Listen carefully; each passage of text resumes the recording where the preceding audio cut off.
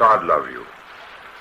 I want these to be my first words of greeting to you, as they will be the concluding words on each broadcast. God love you means God is love, God loves you, and you ought to love God in return. Why is it that so few realize the seriousness of our present crisis? Partly because men do not want to believe their own times are wicked. Partly because it involves too much self-accusation. And principally because they have no standards outside of themselves to measure their times. Only those who live by faith really know what is happening in the world.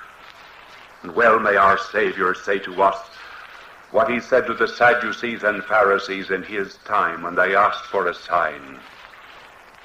When it is evening, you say, it will be fair weather, for the sky is red. And in the morning, there will be a storm, for the sky is red and lowering. You know then how to discern the face of the sky.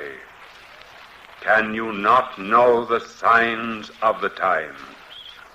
Yesterday, a chapter of one of the more unfortunate dramas in the history of the church in America came one step closer to coming to an end. It's the story of a fight between dioceses in the United States, the media, and figures who have long since passed on to their particular judgment. These figures are beloved by American Catholics, or had been until recent years, before the arrival of social media enabled all stories to come to light, and no secret to remain secret if it needed to be told. That story also touches this channel in a sort of personal way, as it involves one of the 3 patron saints of my work. And it's good news, which is a great way to kick off Lent. But first I wanted to thank my patrons for their support of this channel. If you want to join them in supporting my work, there are links in the description below, including links to Patreon and Subscribestar, which is actually now up and running again. Also, I wanted to repeat my call for submissions for the blog, returntotradition.org. There have been a few articles posted by viewers and supporters like you, so please feel free to submit an article for the blog if you want to use the email address in the description below. I can't pay for them at this stage of things, but I do want to help get more Catholic voices out there doing this kind of work for the Church. The story of Archbishop Fulton J Sheen's final resting place for his remains has been an embarrassment for American Catholics. For years, there had been a standoff between the Archdiocese of New York and the relatively tiny Diocese of Peoria, Illinois. That fight was, in a nutshell, illustrative of the internal fight for the soul of the Church in America, between the rootless cosmopolitanism of New York City, with its usury, degeneracy, and its symbolic veneer of everything wrong with America and wrong with the Church in America. This symbolism was embodied by the likes of men such as Cardinal Spellman, known Skittle, who put up a good front of Catholic orthodoxy, and today, Cardinal Timothy Dolan, that kind of conservative associated with Fox News, the banking class, who at best turns a blind eye to the growing strength of the Rainbow Coalition in his diocese and in America broadly, going so far as to permit members of the acronym agenda to openly march in otherwise Catholic parades. On the other side of that struggle is the tiny Diocese of Peoria, Illinois, embodied by no famous figure in particular, representing central Illinois, and is peopled with typical Catholics, saints and sinners, workers, farmers, educators, the uneducated, and every other kind of American imaginable. This story is symbolic of the struggle in the Church for a return to decency, and is symbolic of the struggle in America between those who want America to be decent and those who want America to embrace Sodom and Gomorrah in the name of social justice. This story finally may be coming to an end with a court ruling on Tuesday that will determine where the remains of Blessed Fulton J Sheen will reside, and which will finally remove the last hurdle of the canonization of America's Catholic evangelist. Let's take a look at the story from Church Militant. New York court rules to send Sheen to Illinois by Christine Niles of Church Militant. Peoria Diocese wins major victory in court. New York. In a major court victory for the Diocese of Peoria, Illinois, a New York appellate court voted unanimously to send the remains of Venerable Archbishop Fulton J Sheen back to his Midwestern hometown. In a 5-0 vote Tuesday, a New York appeals court ruled that Joan Sheen Cunningham, niece and closest living relative to Sheen, with legal rights over his body, could have her uncle's remains disinterred and transferred back to Peoria. "I'm awfully glad it's gone our way," said Cunningham in comments to Church Militant. "This is the third time the court has ruled in our favor. I just hope that this will be the end of it. It's been a long haul," she added.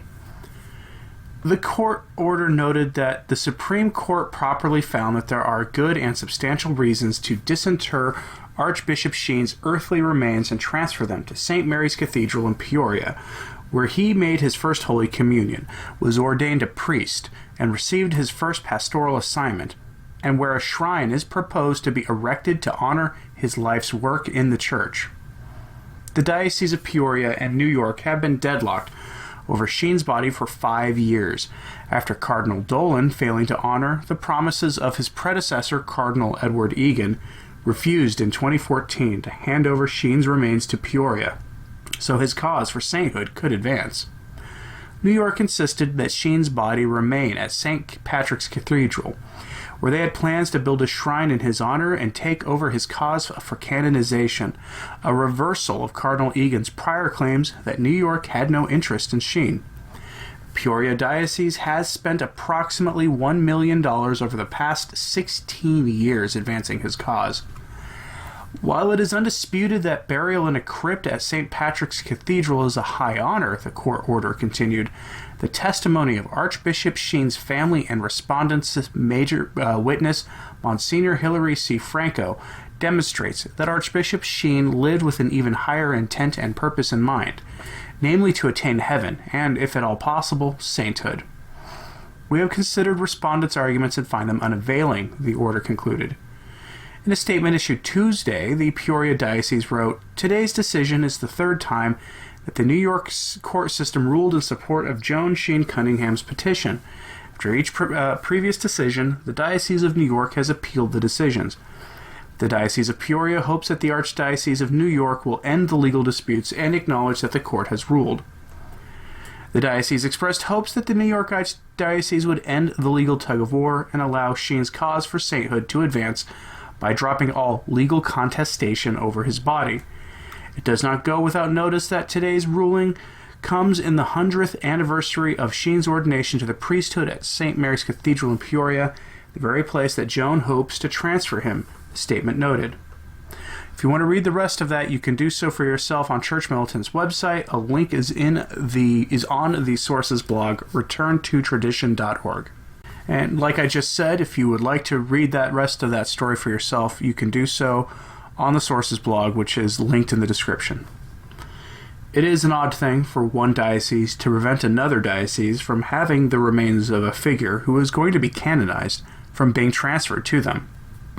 If this is a matter of money and diocesan honor, surely Cardinal Dolan is keen enough to realize that nothing is stopping the Archdiocese of New York from building a shrine to Fulton Sheen in the boundaries of their diocese if they wanted to, and that people will travel to New York to see the places he did much of his work, just as likely as they are to travel to Peoria for the same reason. Unless, of course, this isn't actually about that at all. Sheen had a long, storied history of conflict in New York, where he served as an auxiliary bishop under Cardinal Spellman. In the 1950s into the turbulent 1960s, Sheen's famous television show was filmed at the Adelphi Theater in New York City. That program consisted of the unpaid Sheen simply speaking in front of a live audience without a script or cue cards, occasionally using a chalkboard. Sheen had the most popular show on television in that time slot, where he would speak about Christianity and Catholicism to non-Catholic America, helping to smooth relations between Protestant, Catholic, and secular America with wit, charm, and a smile, while telling the truth about God to a country getting ready to give up its faith in the name of the secular religion of politics, money, and the law. Sheen spoke the truth about the situation in America. He wasn't perfect on many issues, but According to the Church, he was a saint, one whose formal canonization has been held up by figures who themselves are, at this time, unlikely to merit the same title. That struggle that has become an embarrassment for the last 5 years in the Church was made possible by the ideological successors to very questionable men. Cardinal Spellman was a hero to many Catholics in his day for standing up to the overreach of people like Eleanor Roosevelt, who fought to prevent federal tax dollars being made available for financial assistance to families who wanted to send their kids to parochial schools, and for very questionable reasons, might I add, which Spellman stood against, and rightly so. But in private, Spellman was long rumored to have been a sexual deviant who was an associate of the future Cardinals Bernardin and McCarrick, and was known to make Sheen's life as difficult as he reasonably could as Sheen's superior in the Church, including taking steps to prematurely end Sheen's television show when it was one of the most popular things on television at the time, if not the most popular. Truly, that is an odd thing for the Cardinal Archbishop of New York City to do in the light of the positive effect Sheen had on the lives of everyday Americans. At the heart of the issue is this. Sheen believed that Americans truly wanted to be decent, good people. He recognized even then that Americans could be the decent, good people that they wanted to be if they simply knew God better than they did and came to love Him more fervently. The love of God has transformed societies in the past and can do it again. Sheen was doing this good work at a time when the revolution in the Church was brewing, one that would turn the Church's focus from the gospel and towards the embrace of social science and international secular institutions, the various methods of the world, a move Sheen stood against. I'll end with another short clip from Fulton Sheen. Ask yourself if you would hear these kinds of words from, frankly, any of the recent popes or even from most high-ranking prelates. Sheen clearly saw that things were going to get bad in the Church and in the world. It makes you wonder what he would have thought of the situation in the Church today. Given his role in the conversion of Bella Dodd, I don't think he'd have been surprised in the slightest. Well, indeed, may we be warned. For the first time in history, our age has witnessed the persecution of the Old Testament by the Nazis and the persecution of the New Testament by the communists. Anyone who has anything to do with God is hated today, whether his vocation was to announce his divine Son, Jesus Christ, as the Jew, or to follow him as the Christian. And because the signs of our times point to a struggle between absolutes, we may expect the future to be a time of trial for two reasons. Firstly, to stop disintegration. Godlessness would go on and on and on if there were no catastrophes. What death is to an individual, that catastrophe is to an evil civilization. The interruption of life, and for the civilization, the interruption of its godlessness. Why did God station an angel with a flaming sword at the Garden of Paradise after the fall?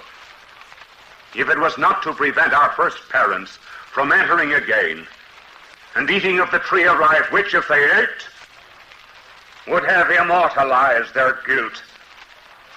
And God will not allow unrighteousness to become eternal. He permits revolution, disintegration, and chaos to come as reminders that our thinking has been wrong. Our dreams have been unholy. Moral truth is vindicated by the ruin that follows when it has been repudiated. The chaos of our times is the strongest negative argument that could ever be advanced for Christianity. Catastrophe reveals that evil is self-defeating and that we cannot turn from God as we have without hurting ourselves. As always, thank you for listening and for your support. Pray and do acts of penance for the liberation and exaltation of the Church. I'm Anthony Stein. Viva Cristo Rey.